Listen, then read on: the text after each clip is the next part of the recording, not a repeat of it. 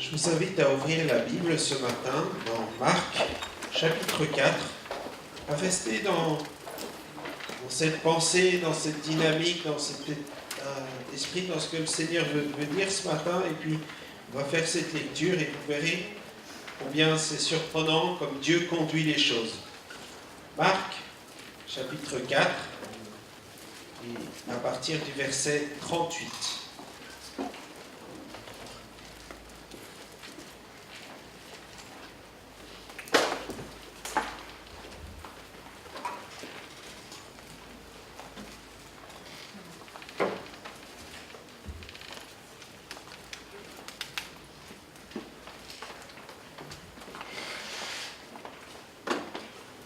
C'est le verset 38 qui nous intéresse, mais je lis à partir du verset 35.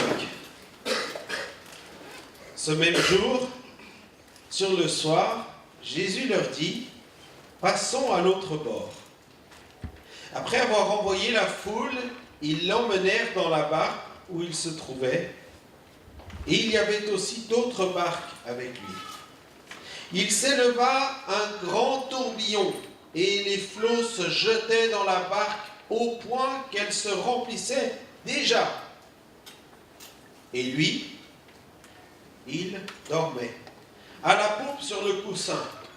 Ils le réveillèrent et lui dirent, « Maître, ne t'inquiètes-tu pas de ce que nous périssions ?» S'étant réveillé, il menaça le vent et dit à la mer, « Silence, tais-toi !» Et le vent cessa. Il y eut un grand calme. Puis il leur dit, « Pourquoi avez-vous ainsi peur? Comment n'avez-vous point de foi ?» Ils furent saisis d'une grande frayeur. Ils se dirent l'un à l'autre, « Quel est donc celui-ci à qui obéissent même le vent et la mer ?» Seigneur, je veux te prier pour ta parole qui va être annoncée ce matin. Je veux te remercier d'avoir bien conduit toutes choses par ton esprit, mais je veux te prier que cette parole, elle trouve un écho favorable dans les cœurs, dans les vies, et particulièrement dans ceux et celles qui ont besoin, qui sont peut-être dans la tourmente, dans la tempête, dans un temps de questionnement, dans un temps d'interrogation, avec cette recherche de dire, mais où es-tu, que fais-tu? Seigneur Jésus, que tu sois la réponse pour leur vie ce matin. Que tu puisses calmer la tempête, apporter la paix dans leur cœur. Que tu puisses les secourir. Et Seigneur, que par le miracle de ta parole, tu dissipes toute tempête, quelle qu'elle soit dans les cœurs. Au nom de Jésus. Amen. Jésus vient d'enseigner ses disciples dans ce contexte. Jésus leur a parlé de beaucoup de choses et bien sûr, il y a cette foule et on sent Jésus avec un certain empressement. Et là, eh bien, il ne les envoie pas seuls. Il y a d'autres passages où il envoie ses disciples seuls, notamment pour dissiper la foule. Mais là, il va avec eux, il leur dit simplement, « Passons à l'autre bord. » Et puis, dans cette barque, voici que dans cette traversée qui se passait bien, les circonstances extérieures à leur vie, extérieures à leur choix, vont venir bouleverser, percuter leurs projets, percuter leur espérance, percuter leur perspective. Et ils n'y sont pour rien. Il y a quelquefois des épreuves, des situations douloureuses qui ne sont que la conséquence de nos mauvais choix, de nos mauvaises actions. Et on peut dire, mais c'est logique, j'ai mal choisi, ben j'ai des bricoles. Mais là, il s'agit d'un élément totalement extérieur. Il s'agit peut-être même d'un élément, on pourrait imaginer, qui a échappé à la vigilance de Jésus, même si ça n'est pas le cas, parce qu'il y a tout dans un but. Mais quand même, Jésus va leur dire, passons de l'autre bord. Eux, des marins expérimentés, certainement qu'ils ont regardé le ciel. Hier, à la météo, ils ont annoncé en France qu'il était très dangereux d'aller sur le littoral, je crois, méditerranéen à cause des vents violents, que la navigation était interdite. Et là, eh bien, ces marins pêcheurs ont dû voir que les circonstances étaient favorables. Ils ont pris le bateau, ils sont partis. Ils ont pris plusieurs barques même. Et puis, cheminant, voilà que tout d'un coup, des circonstances qui semblaient favorables ont tourné. Le vent a tourné. La circonstance s'est dégradée, indépendamment de leur volonté. Alors bien sûr, ils ont réagi comme n'importe quel homme expérimenté. Ils ont certainement abaissé les voiles, ils ont certainement serré les liens, ils ont certainement tenu la barre avec fermeté. Pour certains, ils ont commencé certainement à écoper, à enlever l'eau du bateau avec ce qu'ils avaient à disposition. Et voilà que ça ne suffisait pas. On peut humainement apporter beaucoup de solutions et il faut le faire. Il faut faire son maximum pour arriver à se dépatouiller de ces circonstances involontaires ou extérieures à nous, mais qui peuvent venir assaillir notre vie. Mais tout d'un coup, débordé par la situation, débordé par ce problème, cette tempête, puis il se retourne vers Jésus, il décide de le réveiller, et puis ils vont lui dire cette phrase qui, pourtant je connais ce passage, mais m'a interpellé, a percuté mon cœur quand j'en ai fait la lecture. Maître, ne t'inquiètes-tu pas, je vais le remettre, comme ça vous pourrez suivre avec moi. C'est à la fin de ce verset, Maître, ne t'inquiètes-tu pas de ce que nous périssions. Ils ne lui disent pas, on est en train de mourir. Ils ne lui disent pas, réveille-toi et fais quelque chose. Ils lui disent avec un double reproche. Ce premier, c'est, il faut que tu t'inquiètes, tu n'as pas le droit de dormir, tu n'as pas le droit de te reposer, tu dois être avec nous, tu dois partager notre inquiétude. Et le deuxième, c'est, tu nous laisses périr. C'est quand même toi qui nous as conduits là, c'est à toi de porter la responsabilité. Quelque part. C'est au travers de ce langage. Et quelquefois, on veut attribuer à Dieu une responsabilité qui n'est pas la sienne. Quelquefois, on veut charger l'autre, son prochain, de cette charge que l'on ne veut pas porter, ou du moins on souhaite partager cette charge. Dans cette parole, bien sûr, il est la question de leurs besoins immédiats, imminents. Oui, ils s'inquiètent, ils sont en train de périr. Oui, c'est une réalité. Mais c'est aussi une question, je dirais, prophétique. Est-ce que Dieu s'inquiète du fait que nous périssions? Que tu péris. Car le salaire du péché, c'est la mort. Le salaire du péché, la conséquence de ton égarement vis-à-vis de Dieu, c'est la mort. Une mort certaine, aussi certaine que si Jésus n'était pas intervenu, il serait certainement mort dans ses barques au milieu de ce lac. Ne t'inquiètes-tu pas de ce que nous périssons. Et peut-être que toi-même, avec d'autres mots, c'est ce que tu exprimes à Dieu. En disant, Seigneur, tu vois mes problèmes, tu vois mes circonstances et tu ne t'inquiètes pas, tu ne fais rien pour moi. Tu ne me secours pas comme j'attends que tu me secours. Mais tu es où? Mais qu'est-ce qui se passe? Le salaire du péché, c'est la mort. Vous savez comment continue ce verset? Mais le don gratuit de Dieu, c'est la vie éternelle en Jésus-Christ. Romains 6, verset 23. Le salaire du péché, c'est la mort, mais le don gratuit de Dieu, c'est la vie éternelle en Jésus-Christ, notre Seigneur. Oui, Dieu s'inquiète. Du moins, Dieu a prévu le moyen de te secourir. Le moyen de ce que tu ne périsses pas. Le psalmiste disait en son temps dans le psaume 22, « Mon Dieu, pourquoi m'as-tu abandonné? Et t'éloignes-tu sans me secourir, sans écouter mes plaintes? Mon Dieu, je crie le jour et tu ne réponds pas. La nuit et je n'ai point de repos. Pourtant, tu es le Saint, tu sièges au milieu des louanges d'Israël. » Le psalmiste va en son temps crier lui aussi à Dieu.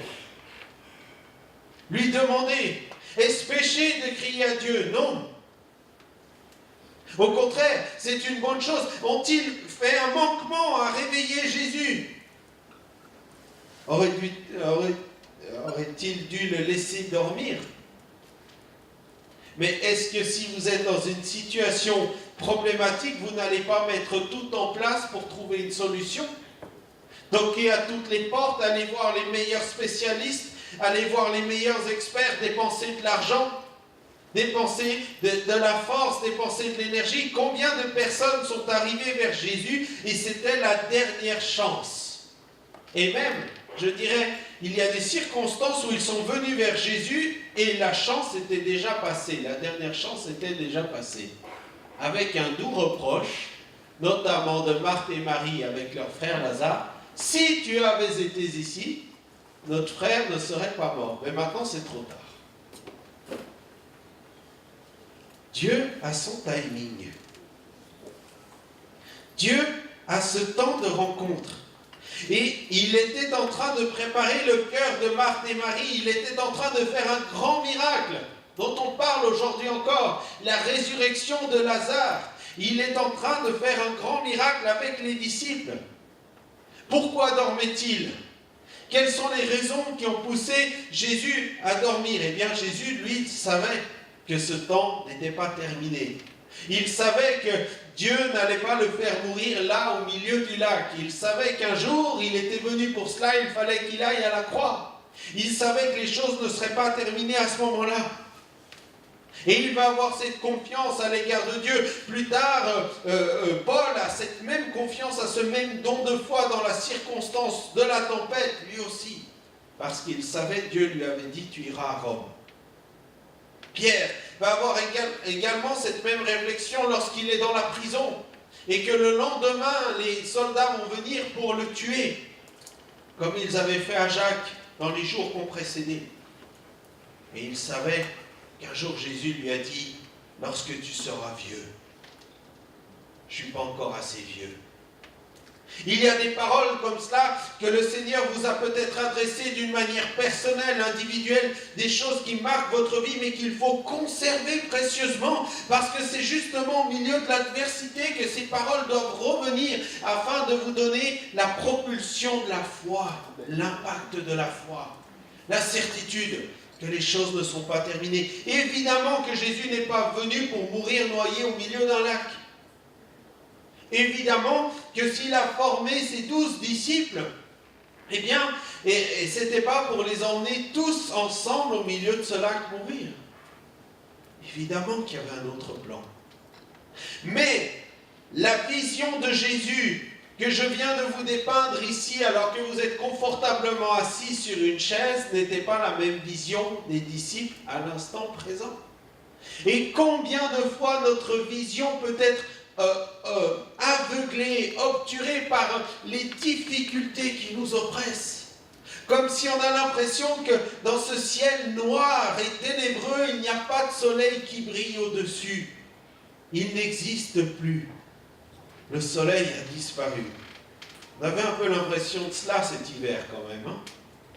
Quelques semaines, là, oh là là, sans le soleil. Tout d'un coup, on le revoit, la nature le revoit, le printemps, c'est merveilleux. Le soleil existe, il refait chaud. Et dans notre vie, les ténèbres peuvent être si grandes qu'on ne se rend même plus compte que dans la barque, dans notre barque, dans la barque soumise à la tempête, il y a le Seigneur. Et le Seigneur nous invite au repos. Le Seigneur nous invite à nous confier en lui. Ne t'inquiètes-tu pas de ce que nous périssons. Job va dire en son temps, connaissez les souffrances de Job, hein?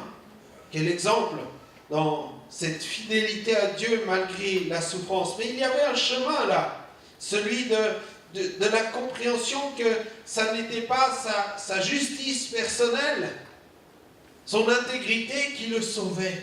Mais qu'il devait comprendre que tout dépendait de la grâce de Dieu. Alors Job va dire, mon souffle se perd, mes jours s'éteignent, le sépulcre m'atteint.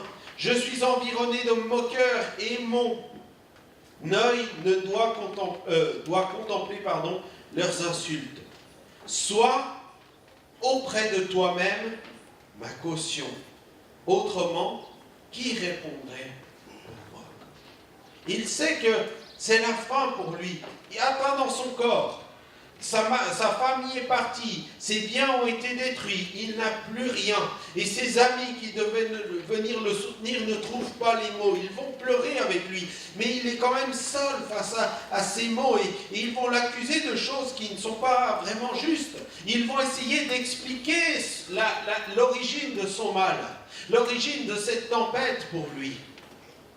Mais les mots ne sont pas à propos. Je ne peux pas expliquer d'autres choses. Je ne peux pas expliquer le pourquoi de la tempête. Je ne peux pas donner les raisons qui font que quelquefois il y en a et quelquefois il n'y en a pas. Et devant cette absence de raison, il faut éviter de chercher des raisons. Amen. Ou d'inventer des raisons. Si tu es malade, c'est que tu as fait ci, c'est que tu as fait ça. Mais non, soyons sérieux. On ne sait pas, je ne comprends pas. Je ne maîtrise pas, mais ce que je sais, c'est qu'au milieu de cette tempête, dans cette barque, eh bien, il y a là quelqu'un, Jésus, qui peut secourir.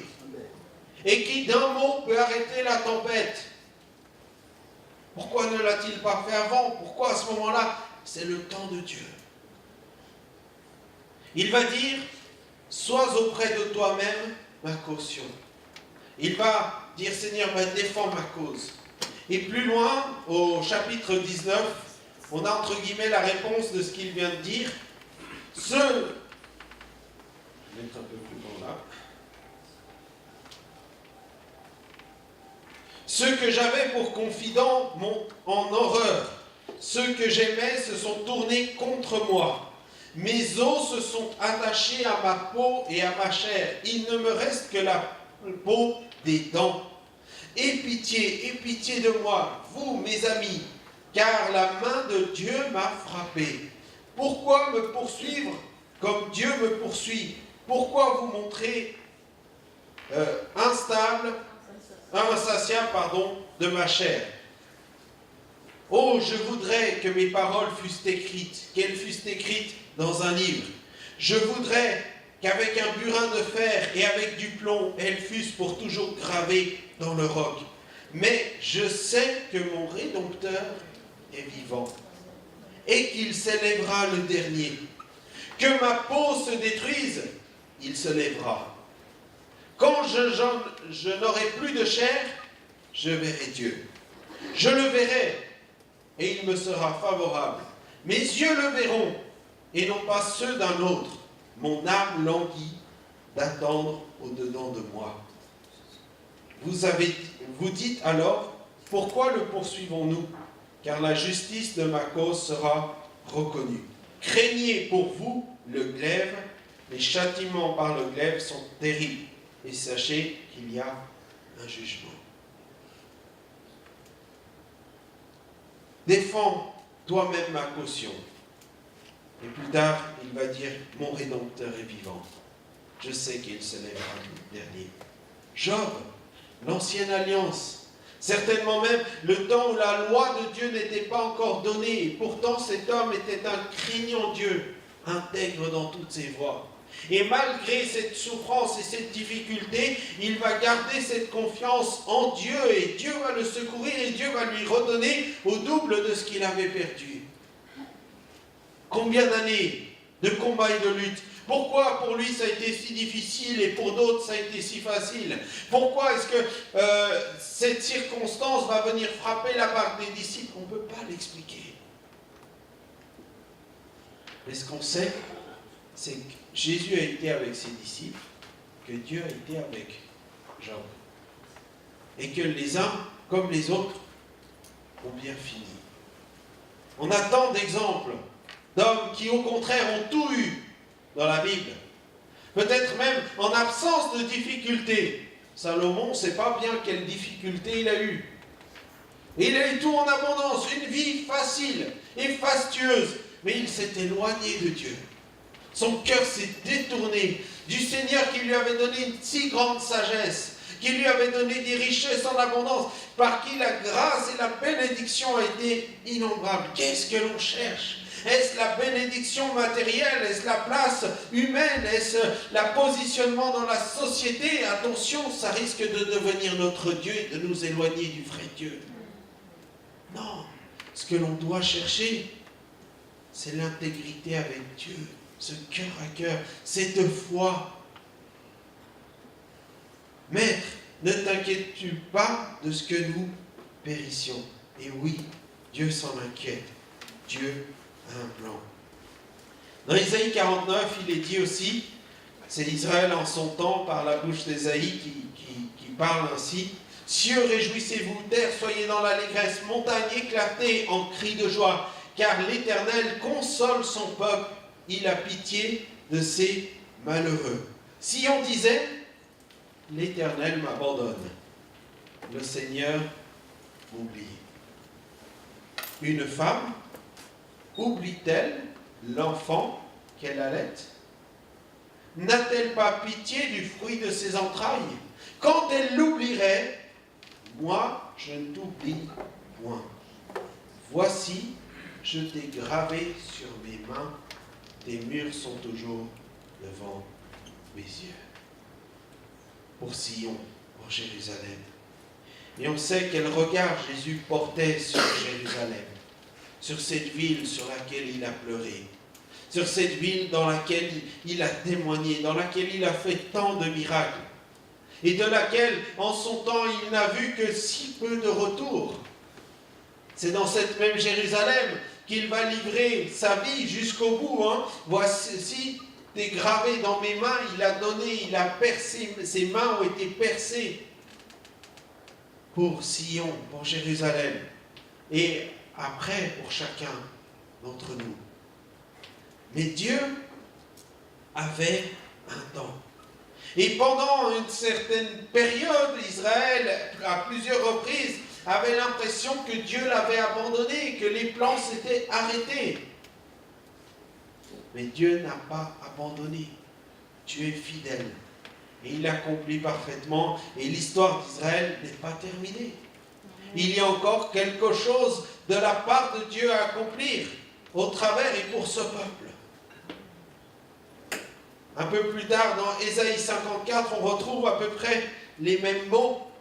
Ne crains-tu pas que tu ne seras point confus. Ne rougis pas, car tu ne seras pas déshonoré. Mais tu oublieras la honte de ta jeunesse et tu ne te souviendras plus de l'opprobre de ton veuvage. Car ton Créateur est ton époux. L'Éternel des armées est son nom. Et ton Rédempteur est le Saint d'Israël. Il se nomme Dieu de toute la terre.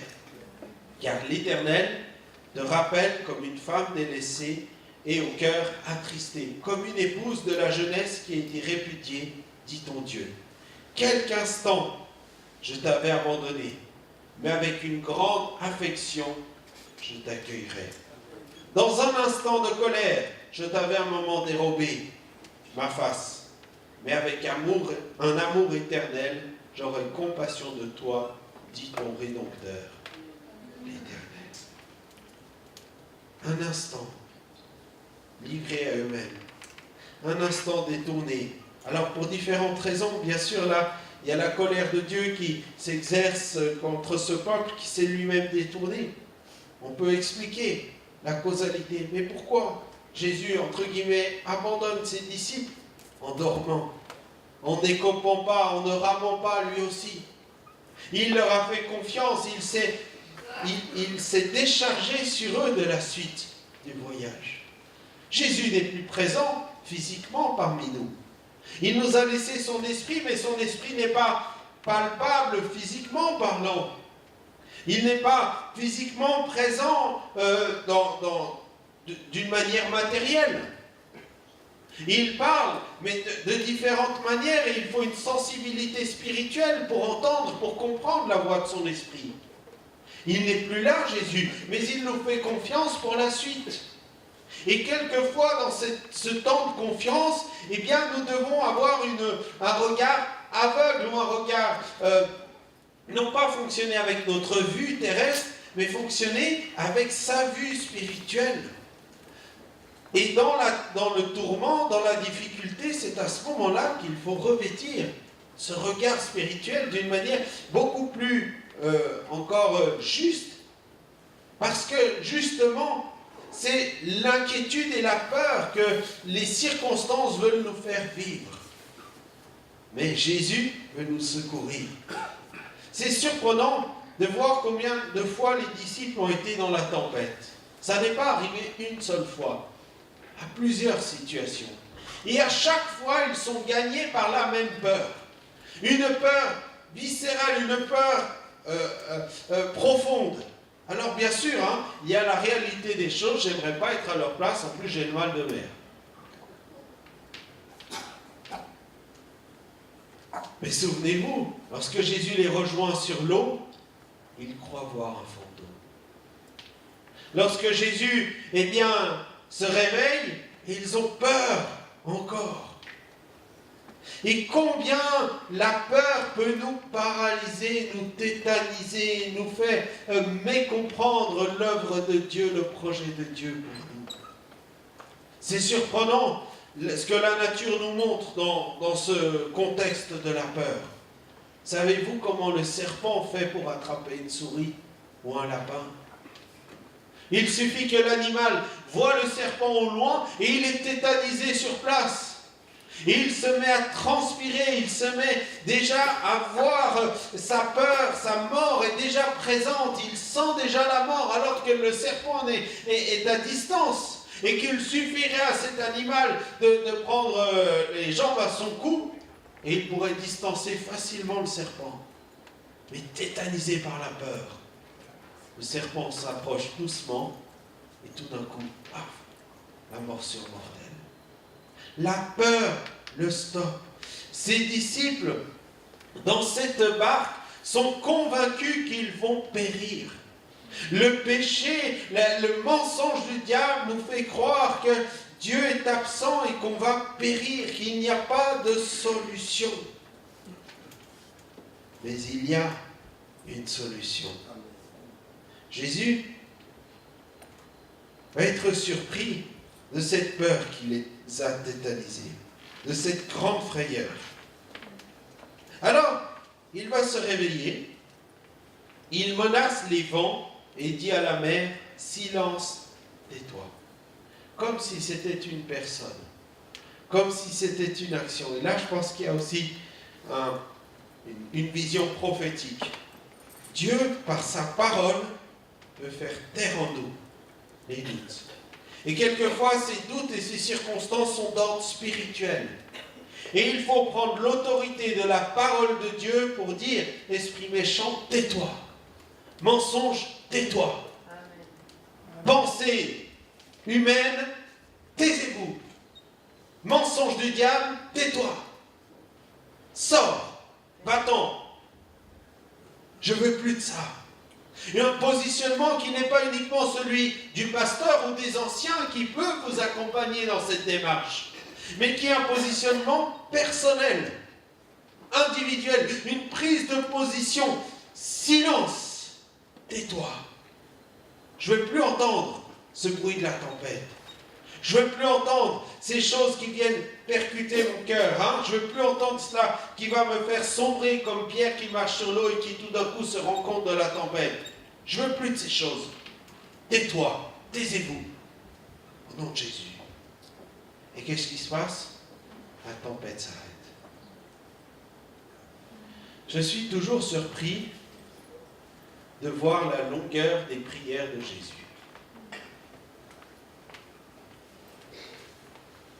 Les plus grands miracles que Jésus a faits ont été faits avec des prières extrêmement courtes.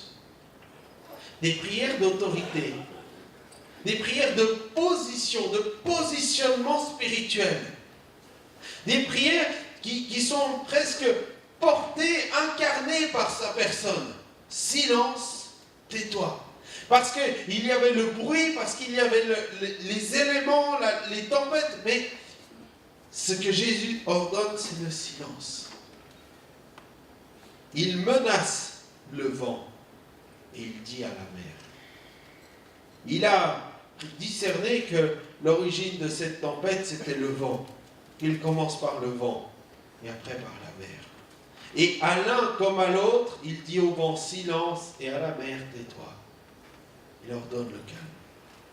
Quand il va ressusciter Lazare, il va dire 2 mots. Lazare, sors. Combien de fois on s'imagine que c'est à force de prières, de vaines redites que Dieu va pouvoir exaucer. Mais Jésus dit exactement le contraire. Ne multipliez pas de vaines paroles. Mais un positionnement, une résolution prise avec l'entièreté de son cœur. Avec un appoint qui soit ferme. À ce moment-là, les choses s'accomplissent. Pas besoin de palabrer. La vérité, elle vient. Dieu dit, et la chose s'est faite. Jésus dit, et la mer se calme. Et puis, le résultat, c'est qu'ils continuent à avoir peur, ces disciples. La fin du verset nous dit, ils furent saisis d'une grande frayeur et ils se dirent l'un à l'autre, quel est donc celui-ci à qui obéissent même le vent et la mer? Mince alors. Mais je ne pense pas que ce soit la même origine de la peur. Et je pense qu'il faut qu'on ait la crainte de l'autorité de Dieu. La crainte du secours de Dieu. Quand Dieu fait quelque chose de miraculeux et d'extraordinaire, on est à la fois surpris et pourtant c'est quand même ce qu'on a demandé. Mais ça nous fait prendre conscience de la toute-puissance de notre Dieu. Et là, ils ont pris conscience de cette autorité de Jésus plus puissante que l'autorité de la tempête. Est-ce que vous voulez passer dans votre vie du concept de la foi à la réalité de la foi? Est-ce que vous croyez que Jésus est capable de vous délivrer de la tempête? Alors, normalement, tout le monde dit oui. Mais est-ce que vous croyez, est-ce que tu crois qu'il peut le faire pour toi maintenant? Et là, c'est la foi mise en action. Et là, c'est la résolution du cœur qui se positionne. Oui, je crois. Nous périssons. Devant ce constat, peut-être que tu fais de ta propre vie, je péris, je suis en train de mourir. Réalise que Jésus a payé le prix pour que tu sois sauvé. Vous qui étiez morts par vos offenses, il vous a rendu la vie avec lui. Nous faisons grâce pour toutes nos offenses en passant par la croix. Dans Pierre, il est dit également, humiliez-vous sous la puissante main de Dieu afin qu'il vous élève au temps convenable et déchargez-vous sur lui de tous vos soucis, car lui-même prend soin de vous. J'ai à cœur de faire ça ce matin, c'est particulier, mais je crois que c'est vraiment ce que le Seigneur veut que nous fassions. Je pense qu'il y a des positions de foi à prendre, des engagements à prendre, il y a une réponse à prendre. Pas demain, pas après-demain, maintenant. Maintenant. Alors je vous invite à couper vos têtes là où vous êtes. Et je vais faire un appel. Et ceux et celles qui désirent la prière, qui désirent non pas qu'on prie pour eux, mais qu'on prenne une résolution avec eux. Je vais demander aux anciens de venir sur le devant. Et puis je vais vous demander à vous aussi de faire le pas de la foi, le geste de la foi de venir. De venir sur le devant et que l'on prie pour vous. Que vous soyez malade dans votre corps. On veut croire que la tempête de la maladie s'arrête pour vous ce matin.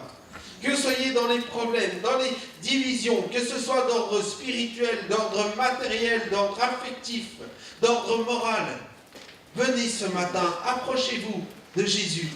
Et on veut prier avec vous, on veut prier pour vous. Et pendant que j'en prie avec les anciens pour les frères et sœurs qui s'approchent, que l'Église aussi prie dans ce sens. Et qu'on puisse dire tous ensemble à ces tempêtes, silence, tais-toi. Silence. À cet esprit de mort, à cette inquiétude qui voudrait nous pétrir là où nous sommes, tais-toi.